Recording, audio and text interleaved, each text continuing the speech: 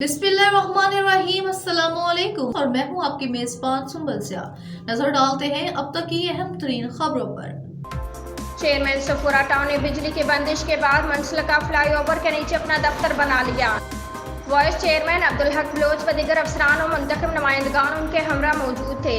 रैन emergency समेत दीगर जरूरी बल्दियाती अमूर के लिए पुल के नीचे दफ्तरी अमूर की अंजाम दही। बिजली की बंदिश की वजह से दफ्तरी अमूर बुरी तरह मुतासर हो रहे हैं। राशिद खास के लिए रैन इमरजेंसी और मुहर्रम हराम में बल्दियाती खिदमात के फौरी फरहमी के लिए दफ्तर फ्लाई ओवर के नीचे बनाना पड़ा। अवामी नुमाइंदे हैं, अवाम के मसाइल के हल के लिए हर मुमकिन तरीके को इख्तियार करेंगे। Karachi Safoora town camp office नर्द समामा शॉपिंग मॉल पर बिजली की तवील बंदिश पर चेयरमैन सफूरा टाउन राशिद खास के लिए ने vice chairman Abdul Haq Bloch व दीगर के हमरा दफ्तरी अमूर के अंजाम दही के लिए फ्लाई ओवर के नीचे अपना दफ्तर बना लिया और वहां बैठकर दफ्तरी अमूर के अंजाम दही को यकीनी बनाया।